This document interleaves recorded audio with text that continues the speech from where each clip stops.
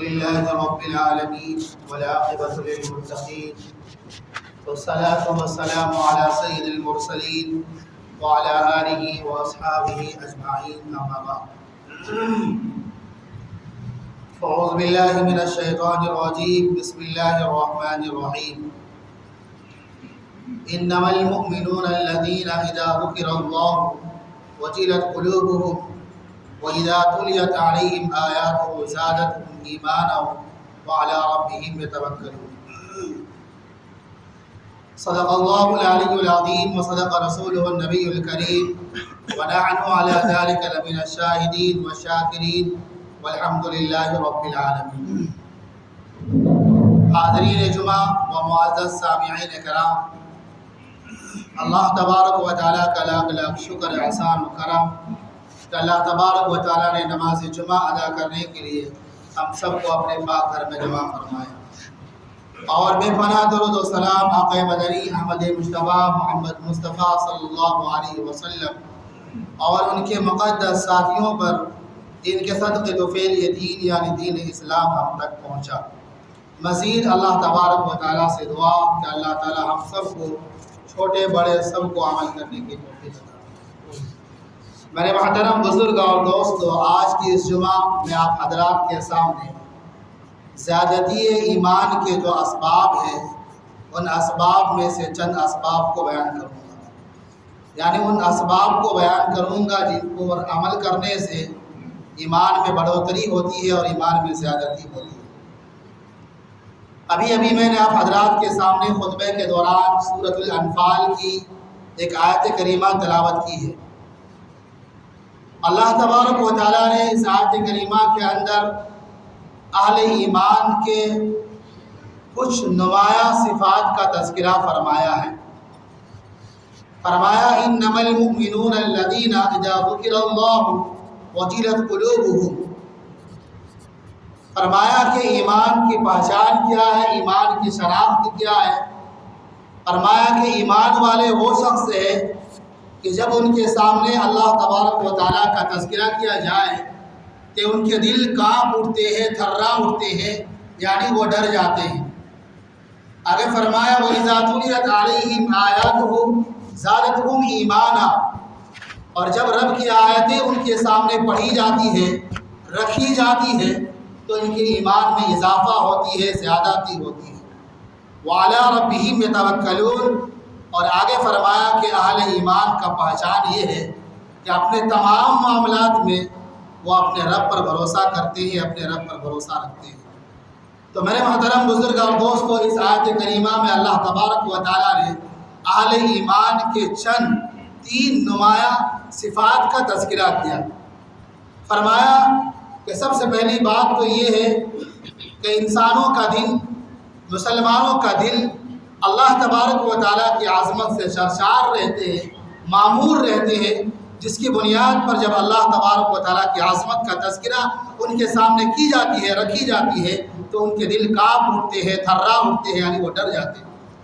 اور دوسری بات یہ بتائی کہ وَإِذَا تُلِيَتْ عَلَيْهِمْ آيَاتُهُ زَادَتْهُمْ إِيمَانًا، جب اللہ تبارک و تعالیٰ کا کلام یعنی قرآن مجید کی آیتیں ان کے سامنے پڑھی جاتی ہے تو ان کے ایمان میں اضافہ ہوتی ہے، ان کے ایمان میں زیادتی ہوتی ہے۔ آگے فرمایا تیسری بات وَعَلَىٰ رَبِّهِمْ يَتَوَكَّلُونَ، کہ مومن اپنے تمام معاملات میں، چاہے دنیاوی ہو یا دینی ہو، وہ تمام معاملات میں اللہ پر بھروسہ کرتے ہیں، اللہ پر بھروسہ رکھتے ہیں۔ تو میرے محترم بزرگ اور دوستو، قرآن کریم کی آیت کریمہ میں جو دوسری بات ہے کہ جب اللہ کی آیتیں ان کے سامنے رکھی جاتی ہے، پڑھی جاتی ہے، تو ان کے ایمان میں اضافہ ہوتی ہے، زیادتی ہوتی ہے۔ یہی آج ہماری تقریر کا موضوع ہے۔ میرے محترم بزرگ اور دوستو، اہل سنہ والجماعہ کا متفقہ عقیدہ ہے کہ ایمان گھٹتا ہے، ایمان بڑھتا بھی ہے۔ ایمان میں کمی بیشی ہوا کرتی ہے، کبھی ایمان زیادہ ہو جاتی ہے، کبھی ایمان میں کمی ہو جاتی ہے، اور ہمیشہ انسان کے دل میں ایمان کی کیفیت ایک درجے کی نہیں ہوا کرتی ہے، اور ایمان کے معاملات میں سبھی ایمان والے ایک درجے کے، ایک کوالٹی کے نہیں ہوتے۔ تو اتنی بات سمجھ میں آ گئی کہ بھائی ایمان بڑھتا بھی ہے اور ایمان گھٹتا بھی ہے۔ امام بخاری علیہ رحمہ کہتے ہیں کہ میں نے طلب حدیث کے دوران جب مختلف ممالک اور مختلف شہروں کے سفر کیے اور اس سفر میں نے عالم اسلام کے علماء سے اور محدثین سے میری ملاقاتیں ہوئی، تو ان علماء میں اور محدثین میں 1000 سے زائد علماء اور محدثین مجھے ایسے ملے جن کا عقیدہ یہ تھا کہ ایمان گھٹتا بھی ہے اور ایمان بڑھتا بھی ہے۔ تو ایمان گھٹتا بھی ہے اور ایمان بڑھتا بھی ہے۔ اب سوال یہ ہوتا ہے میرے محترم بزرگ اور دوستو کہ ایمان بڑھتا ہے تو کتنا بڑھتا ہے اور ایمان گھٹتا ہے تو کتنا گھٹتا ہے؟ میرے محترم بزرگ اور دوستو، جب ایمان بڑھتا ہے تو اتنا بڑھتا ہے کہ آسمان کی بلندیوں کو چھونے لگتا ہے، آسمان کی بلندیوں تک پہنچ جاتا ہے۔ اسی کو اللہ کے نبی جناب محمد رسول اللہ صلی اللہ علیہ وسلم نے حدیث میں لذت اور طعم اور مٹھاس، ایمان کی مٹھاس سے تعبیر فرمایا ہے۔ فرمایا کہ کبھی بندہ کا ایمان اتنا مضبوط ہو جاتا ہے اور اتنا بڑھ جاتا ہے تو اپنی زندگی میں ایمان کی مٹھاس کو، ایمان کی حلاوت کو، ایمان کی لذت کو محسوس کرنے لگتا ہے۔ فرمایا طعم الایمان، ذاق طعم الایمان، کہ بھائی اس شخص نے ایمان کا مزہ چکھ لیا۔ من رضی باللہ ربا وبالاسلام دینا وبمحمد نبیا ورسولا، کہ اس شخص نے ایمان کا مزہ چکھ لیا جو اللہ سے راضی ہو گیا کہ اللہ اس کا رب ہے، جو اسلام سے راضی ہو گیا اس اعتبار سے کہ اسلام اس کا مذہب ہے، اس کا دین ہے، اور محمد عربی صلی اللہ علیہ وسلم سے راضی ہو گیا اس اعتبار سے کہ ہمارے نبی ہے اور رسول ہے۔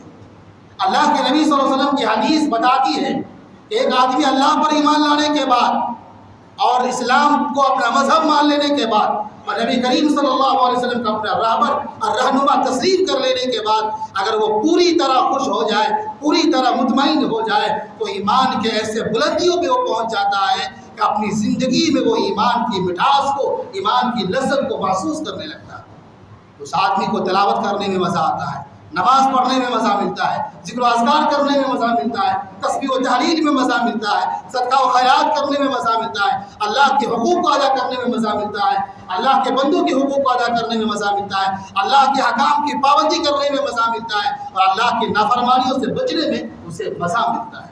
تو ایمان جب بڑھتا ہے، یوں بڑھتا ہے کہ آدمی ایمان کی لذت کو اور اس کی مٹھاس کو اپنی زندگی میں محسوس کرنے لگتا ہے، اس کی زندگی میں ایمان کی حلاوت محسوس ہونے لگتی ہے۔ اور میرے محترم بزرگوں اور دوستوں، جب ایمان ہٹتا ہے گناہوں کی وجہ سے، نافرمانیوں کی وجہ سے، تو ایمان اتنا گھٹتا ہے جس کو اللہ کے نبی صلی اللہ علیہ وسلم نے ایک حدیث میں ذکر فرمایا کہ لا یزنی الزانی وهو مؤمن ولا يسرق الخمر حين ولا يشرب الخمر حين يشرب وهو مؤمن ولا يسرق حين يسرق وهو مؤمن۔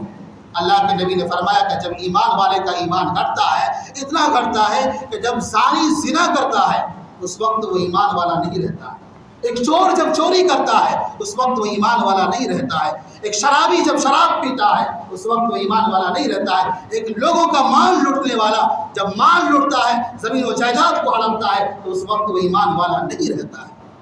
اس حدیث کا کیا مطلب ہے؟ امام بخاری علیہ الرحمہ اس حدیث کی توضیح و تشریح کرتے ہوئے فرماتے ہیں کہ اس کا مطلب یہ ہے کہ ایک زانی زنا کرتے وقت ایمان والا نہیں رہتا، ایک شرابی شراب پیتے وقت ایمان والا نہیں رہتا، ایک چور چوری کرتے وقت ایمان نہیں رہتا، ایک لوٹنے والا لوٹتے وقت ایمان والا نہیں رہتا۔ اس کا مطلب یہ نہیں ہے کہ وہ کافر ہو جاتا ہے، وہ اسلام سے باہر ہو جاتا ہے، خارج ہو جاتا ہے، یہ مطلب نہیں ہے۔ فرماتے اس کا مطلب یہ ہے وہ ایمان کے اعلیٰ درجات سے نیچے گر جاتا ہے، وہ ایک اچھا مسلمان باقی نہیں رہتا، وہ ایمان کے اعلیٰ درجات پر باقی نہیں رہتا، وہ ایمان کے اعلیٰ مراتب پر باقی نہیں رہتا، وہ ایمان کے نچلے حصے میں گر جاتا ہے اور اسے حلاوت ایمان نصیب نہیں ہوتا ہے۔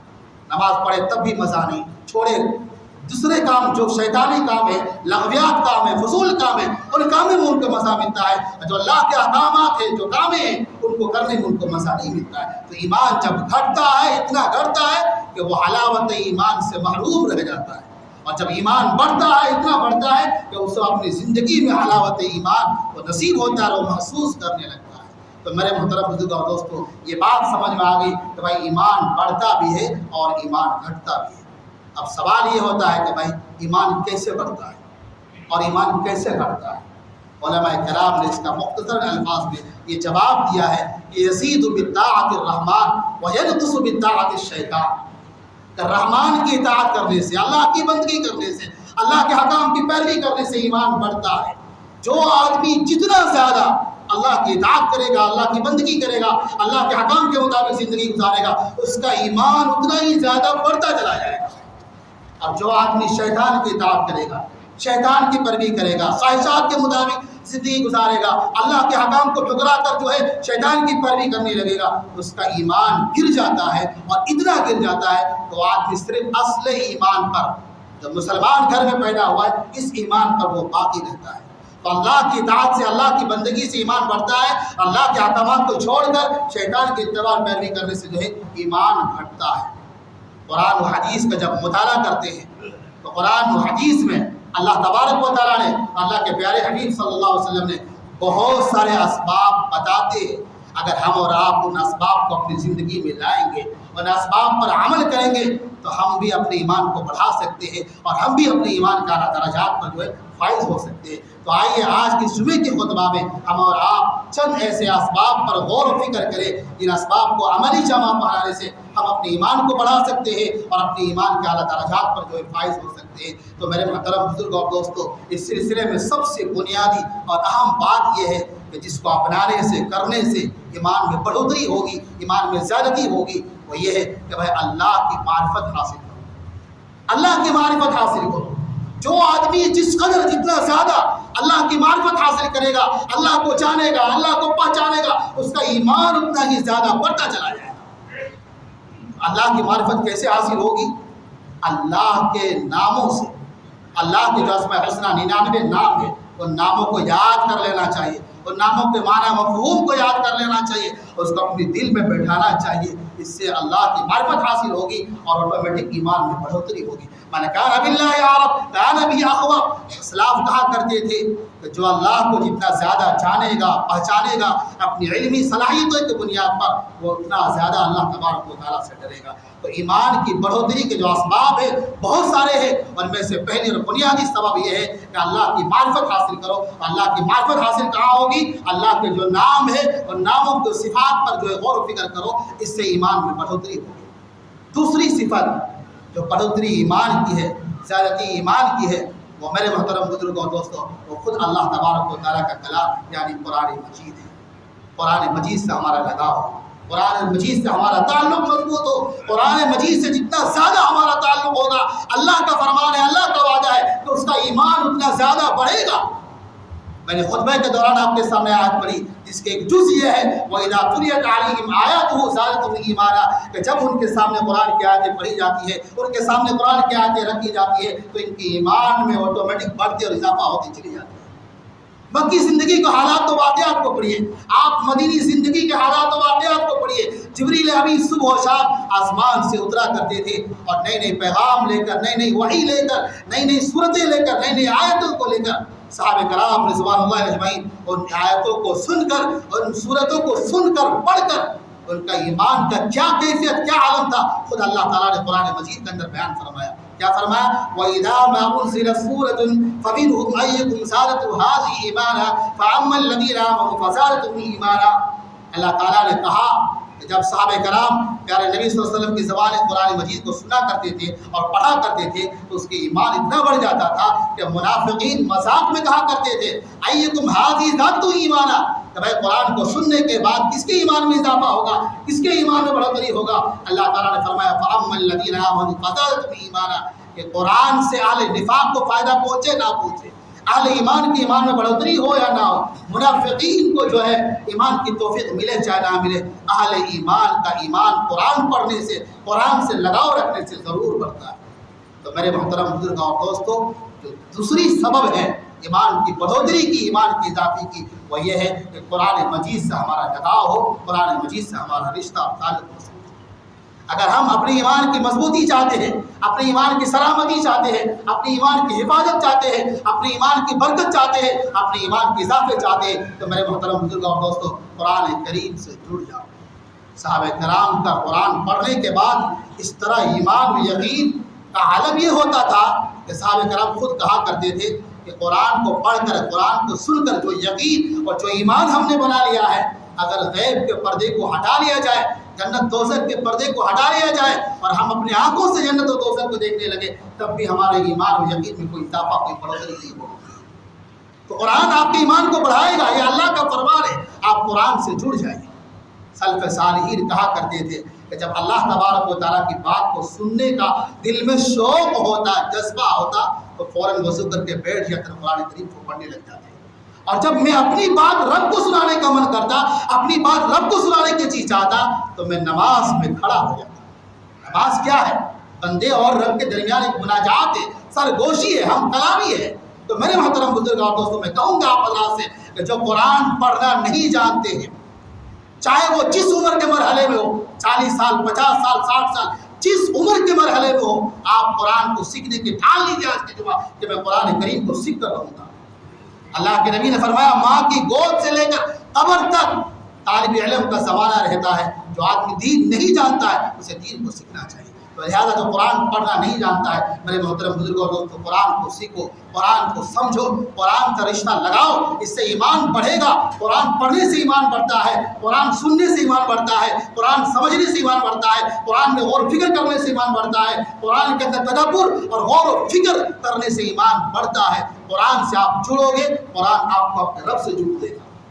لہٰذا میرے محترم بزرگ اور دوستوں، دوسری سبق جو ہے وہ قرآن مجید کی تلاوت اور اس کے مفہوم کو سمجھنا ہے، اور کوشش یہ ہو کہ قرآن کو سمجھ کر پڑھو۔ علامہ ابن قیم علیہ رحمہ کہتے ہیں کہ ایک آیت کو سمجھ کر پڑھنا پورے قرآن بغیر سمجھے پڑھنے سے بہتر ہے۔ یعنی ان کا کہنے کا مقصد یہ ہے کہ قرآن کو پڑھو تو سمجھ کر پڑھو، اللہ تعالیٰ کیا بول رہا ہے، کیا چاہ رہا ہے، دیکھو، غور کرو، اس کو اپنی زندگی میں لاؤ، اپنے معمولات پہ فٹ کر کے دیکھو کہ میں قرآن کے مطابق صحیح ہوں یا غلط ہوں۔ اس چیز کو اپنے دل میں لاؤ، اس طرح تصور کر کے جو ہے قرآن مجید کو پڑھا کرو۔ میرے محترم بزرگ اور دوستوں، قرآن کریم اس لیے نہیں اتارا ہے کہ آپ رمضان میں خوب قرآن کریم کے اہتمام کرو، آپ قرآن خوانی گھر کے افتتاح کے موقع پر قرآن کریم پڑھو، بلکہ قرآن کریم کا معنی ہی آتا ہے یہ وہ کتاب ہے جو بار بار پڑھی جائے، بار بار سمجھی جائے، یہی قرآن کا معنی ہے۔ تو میرے محترم بزرگ اور دوستوں، دوسری صفت جو ہے وہ قرآن کریم سے لگاؤ کا رشتہ ہمارا اور آپ کا گہرا اور مضبوط ہونا چاہیے۔ تیسری چیز جو ہے وہ صالحین کی صحبت۔ ایمان کیسے بڑھتی ہے؟ ایمان کو بڑھنے کا اسباب میں سے کیا ہے؟ نیک لوگوں کی، اچھے لوگوں کی، دیندار لوگوں کی، پرہیزگاری لوگوں کی صحبت میں بیٹھا کرو، اٹھا کرو۔ مشہور حدیث اس کو بار بار سنتے ہیں اور جانتے بھی ہیں کہ حضرت حنظلہ رضی اللہ تعالیٰ عنہ ایک مرتبہ خوب رونے لگے اور جب بازار سے راستے سے گزر رہے تھے تو رو رہے تھے، رونے کی آواز سننے والوں نے سنی۔ ابو بکر صدیق رضی اللہ عنہ مخاطب ہوتے ہیں اور پوچھتے ہیں حنظلہ کیوں رو رہے ہو؟ کہا نافق حنظلہ، حنظلہ منافق ہو گیا، حنظلہ منافق ہو گیا۔ کہا کیوں میرے بھائی؟ کہا جب میں اللہ کے نبی کے مجلس میں ہوتا ہوں اور دین کی باتیں سنتا ہوں، جنت و دوزخ کے تذکرے سنتا ہوں، تو میرے ایمان کے اعلیٰ درجات پر پہنچ جاتا ہے، اور جب میں گھر آتا ہوں، بیوی بچوں کے ساتھ ہوتا ہوں، کام کاج میں لگتا ہوں، ادھر ادھر آتا جاتا ہوں، تو میرے ایمان کی وہ کیفیت یہاں نہیں محسوس کر پاتا ہوں۔ ابو بکر صدیق رضی اللہ عنہ جواب میں کہنے لگے اگر یہی منافق کی علامت ہے کہ اللہ کے نبی کے مجلس میں ایمان کی حالت کچھ اور، اللہ کے نبی کے مجلس کے باہر ایمان کی حالت کچھ اور، تو میں بھی منافق ہوں۔ چلو دونوں چلتے ہیں اللہ کے نبی صلی اللہ علیہ وسلم کی مجلس میں، دونوں اللہ کے نبی کے مجلس میں حاضر ہوتے ہیں اور آ کر بات رکھتے ہیں۔ اللہ کے نبی سمجھاتے ہیں کہ بھائی وقت کی بات ہے، گھڑی کی بات ہے، ایمان گھٹتا بھی اور بڑھتا ہے۔ اگر ایمان ایک ہی درجے پہ ہمیشہ قائم اور دائم رہے تو فرشتے تم سے مصافحت کریں گے، فرشتے تم سے سلام کریں گے۔ لہٰذا پتہ چلا کہ ایمان گھٹتا بھی اور بڑھتا ہے۔ لیکن اس حدیث کے اندر جو سب سے بڑی بات ہمیں اور آپ کو سبق لینے کی ہے اور سمجھنے کی ہے وہ ہے کہ لوگوں کی صحبت، اچھے لوگوں کی صحبت ایمان کو بڑھاتا ہے، ایمان کو اضافہ کرتا ہے۔ اللہ کے نبی صلی اللہ علیہ وسلم کی مجلس میں صحابہ کرام بیٹھتے تھے تو ان کا ایمان آسمان کی بلندیوں کو چھونے لگتا تھا۔ اس لیے میرے عزیزوں، میرے محترم بزرگوں اور دوستوں، اچھے لوگوں کی صحبت اختیار کرو، نمازی لوگوں کی صحبت اختیار کرو، نیک لوگوں کی صحبت میں رہو، اٹھو بیٹھو اور وقت کو بتاؤ، اور ان کے صدقے میں تم بھی نیک بن جاؤ۔ پانچویں صفت جس کو اپنانے سے، کرنے سے ایمان میں بڑھوتری ہوتی ہے وہ ہے اللہ تعالیٰ کا ذکر۔ اللہ تعالیٰ کی ذکر خوب کیا کیجیے، خوب ذکر کیا کیجیے، اللہ کے ذکر سے اپنی زبان کو تر رکھیے۔ صحابہ کرام رضوان اللہ اجمعین خالی وقت میں کام کاج جہاں بھی ہوتے تھے اللہ کے ذکر زبان پر جاری رکھتے تھے۔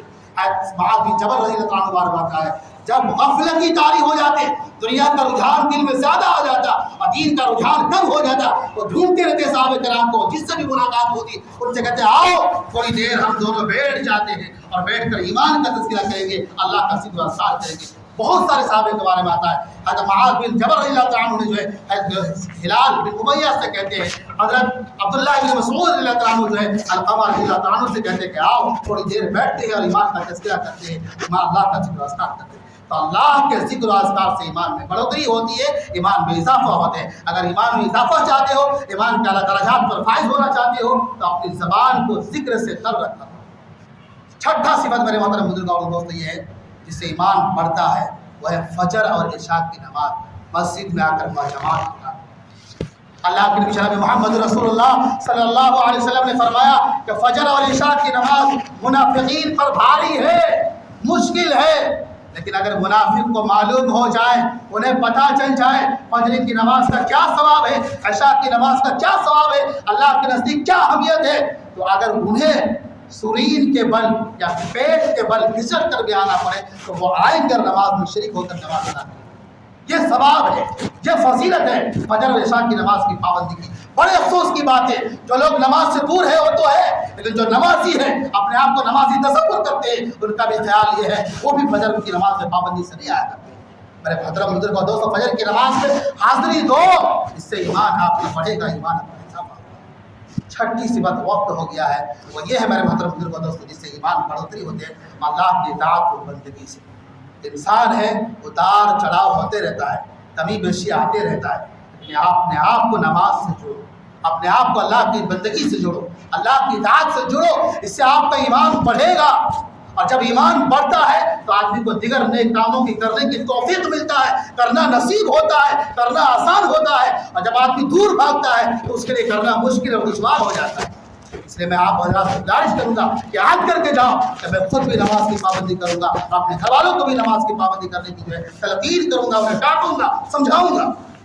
چھٹا صفت یہ ہے میرے محترم, ساتواں صفت یہ ہے جس سے ایمان کو بڑھتا ہے, وہ یہ ہے کہ اللہ تبارک و تعالیٰ سے ایمان کی زیادتی اور ایمان کی اضافے کی دعا کرنی چاہیے, اور کمزور ایمان کی بھی دعا کرنی چاہیے کہ اللہ میرے ایمان کو بڑھا دے, اللہ میرے ایمان کو مضبوط بنا دے, اللہ کمزوری ایمان سے ہماری حفاظت فرما, اللہ ایمان کے تقاضے کے مطابق مجھے چلنے کی توفیق عطا فرما, ایمان کے تقاضے کے مطابق چلنا ہمارے لیے آسان فرما دیجیے. یہ دعا کرنی چاہیے. اللہ کے نبی جناب محمد رسول اللہ صلی اللہ علیہ وسلم کا حکم ہے اور فرمان ہے کہ اللہ تبارک و تعالیٰ سے دعا کرنی چاہیے کہ آدمی کا دل اور ایمان پرانا ہو جاتا ہے. کما یخلق الثوب, اس طرح کپڑے پرانے ہو جاتے ہیں, گندے ہو جاتے ہیں, اسے دھونا پڑتا ہے, اسی طرح وہ ایمان پرانا ہو جاتا ہے. اور اس کی دھلائی یہ ہے, اللہ کے نبی نے فرمایا فاسألوا اللہ ان یجدد الایمان, اللہ تبارک و تعالیٰ سے نئی تجدید ایمان کی دعا مانگو, ایمان کے اضافے کی دعا مانگو, ایمان کی زیادتی کی دعا مانگو.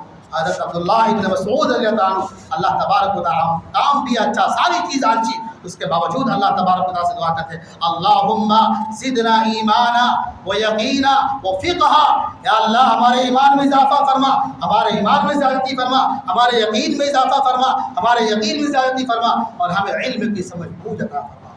یہ چند اسباب ہیں, قرآن و حدیث کی روشنی میں معلوم ہوگی کہ ایمان بڑھتا بھی ہے اور گھٹتا بھی ہے. بڑھتا ہے کس سے؟ اللہ کی اطاعت و بندگی سے. اور یہ اسباب جو بیان کیے, اس کے علاوہ اور بہت سارے اسباب ہیں. ان اسباب کو دعا ہے اللہ ہمیں عمل کی توفیق دے, اپنانے کی توفیق دے. نمبر 1 میرے محترم اللہ کی معرفت. نمبر 2 تلاوت قرآن, کائنات پر غور و فکر کیجیے. قرآن دعوت دیتا ہے زمین پر, آسمان پر, دن رات پر, دن کے بڑا چھوٹے ہونے پر, رات کے بڑی اور چھوٹی ہونے پر غور کرو, اس سے آپ کی ایمان بڑھے گا. دعا ہے اللہ تعالیٰ ہم سب کو اس بات پر عمل کرے.